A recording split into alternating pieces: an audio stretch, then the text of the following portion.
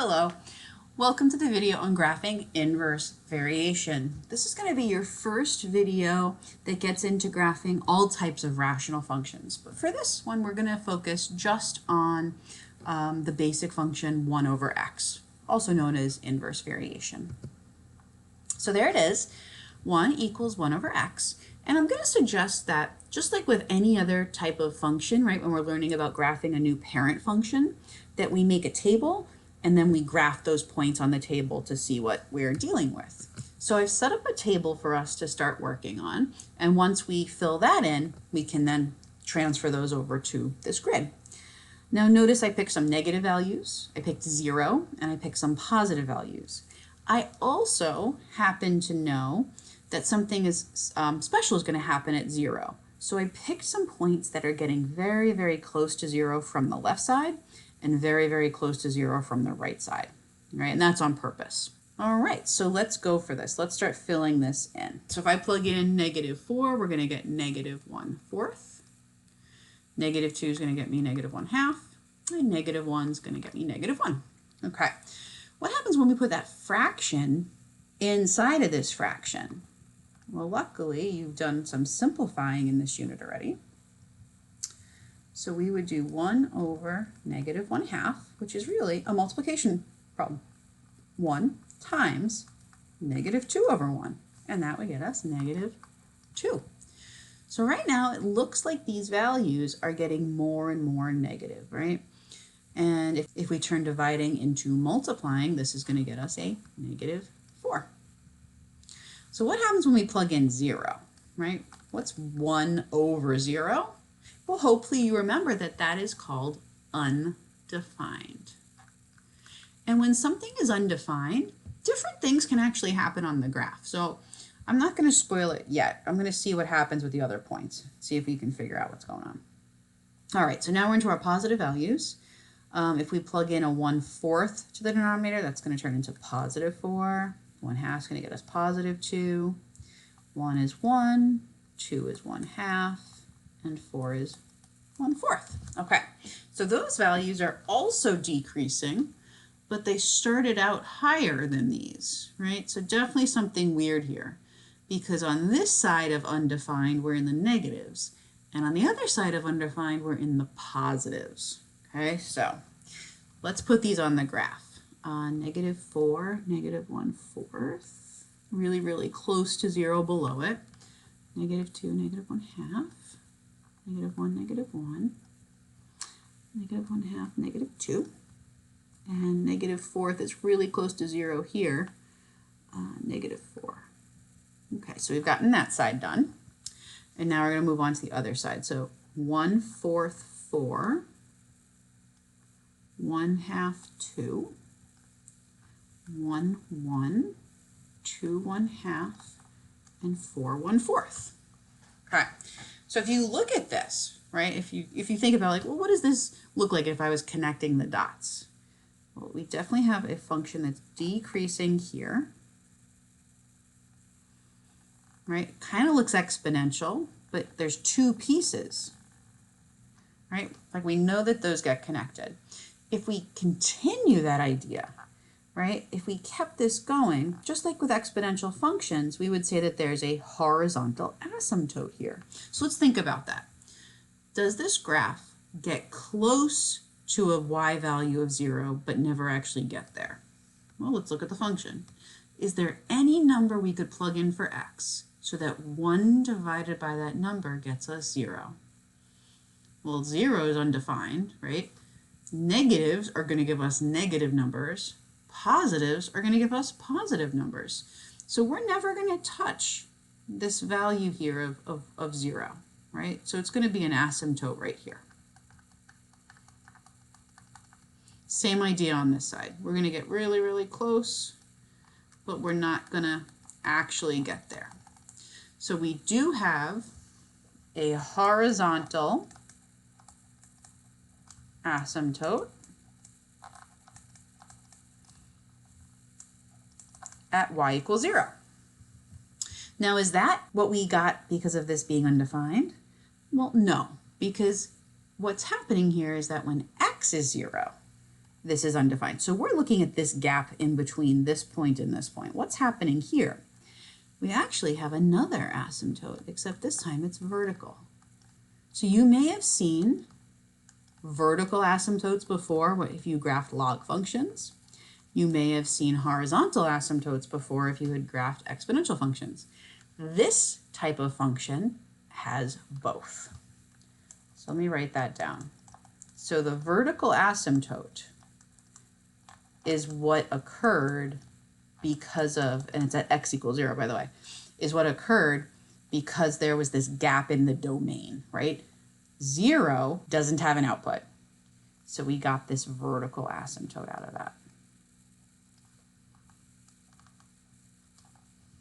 Now, that doesn't happen every single time that we have a gap in the domain. As we go on through graphing more complicated rational functions, you're going to see other things happen.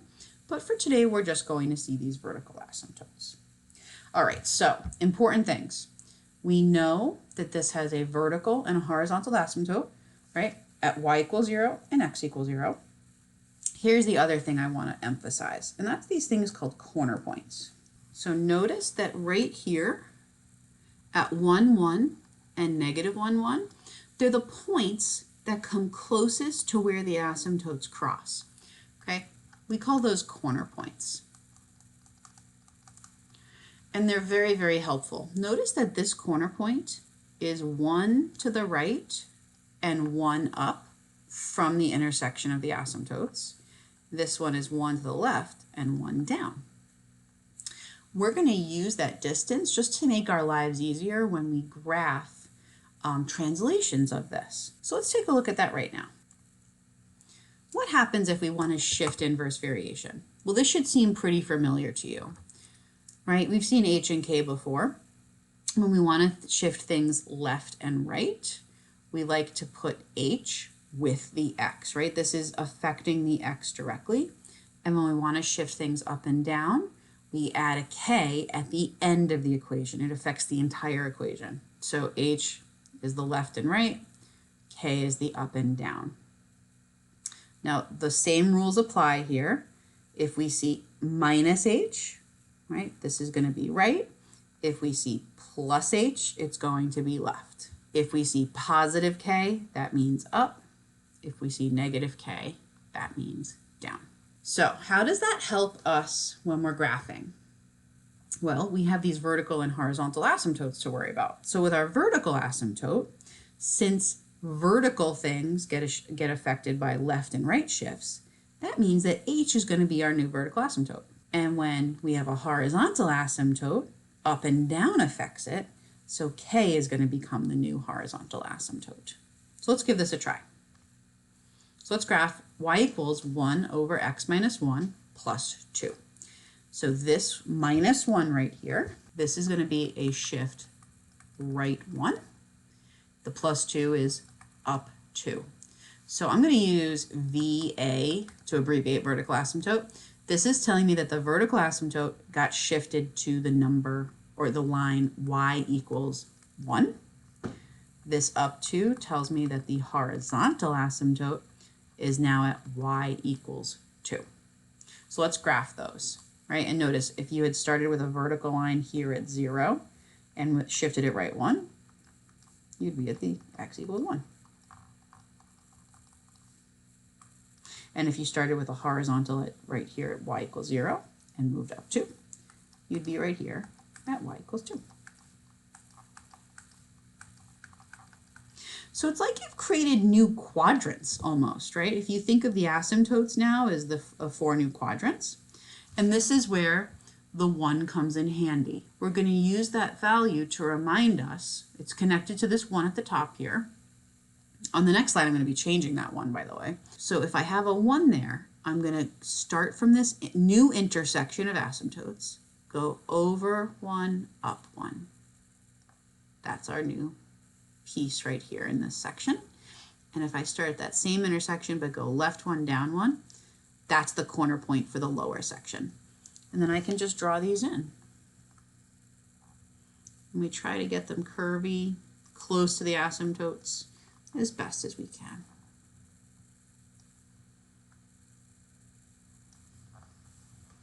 Now, let's say you forgot this trick of the over one, up one. You could always plug in values to the right or the left of this vertical asymptote and plot those. I think the corner points are the nicest or the easiest to work with. That's why I do it. All right, let's do one more example with shifting. So we have a +3 with the x, so that means a shift of left 3, and a -1 at the end is going to be a shift down 1 space. All right, so that means that we have a vertical asymptote at x equals -3, because we're going to the left, right? If we go from 0, left 3, we're here.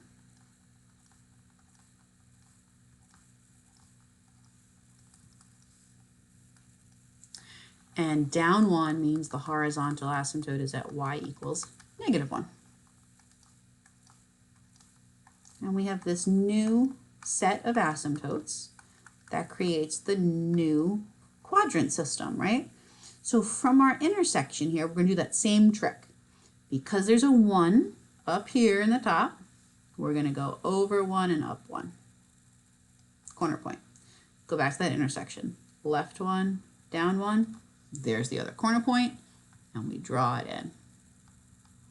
What's great about this is that if you really know your left, right, up, and down rules, there's not a whole lot new going on here except the shape, right? Knowing that it's these vertical asymptotes and then this new trick of the corner point.